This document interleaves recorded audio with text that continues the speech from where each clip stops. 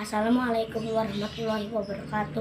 Perkenalkan, nama saya Aji dari kelas 3A dan Bang Rango akan membacakan kisah Nabi Sulaiman.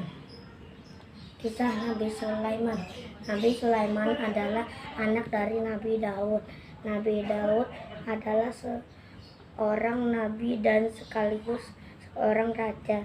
Nabi Sulaiman memiliki beberapa kemampuan. Dalam doa ini, dia meminta kepada Allah untuk memungkinkan dia berterima kasih kepada Allah atas nikmatnya pada dia dan orang tuanya, dan juga memungkinkan dia untuk melakukan perbuatan baik yang menyenangkan Allah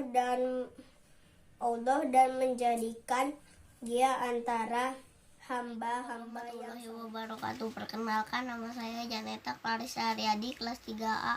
Saya akan membacakan kisah Nabi Sulaiman.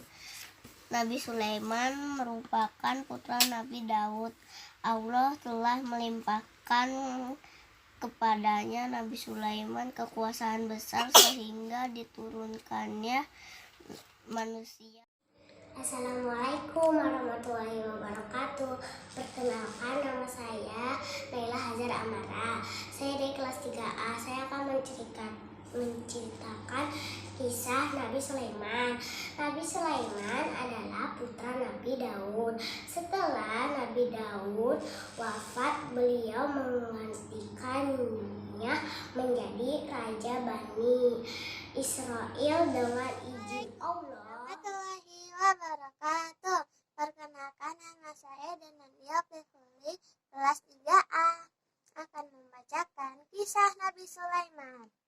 Kisah Nabi Sulaiman dan Ratu Balqis. Suatu hari Nabi Sulaiman mengumpulkan bala tentaranya yang terdiri pada jin, manusia, dan burung di suatu tempat. Saat memeriksa kaum non-burung, Nabi Sulaiman tidak melihat burung hudhud di tempatnya. Mengapa aku tidak melihat hudhud? Apakah ia termasuk yang tidak hadir? Pasti akan kuhukum ya dengan hukuman yang berat, atau kusembelih. Assalamualaikum. Perkenalkan, nama saya Arya dari kelas 5A, ingin menceritakan kisah Nabi Sulaiman. Nabi Sulaiman merupakan putra Nabi Daud.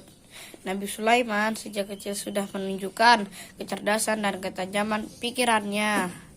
Nabi Sulaiman menggantikan Nabi Daud memimpin kerajaan Bani Israel. Nabi Sulaiman adalah raja yang kaya raya.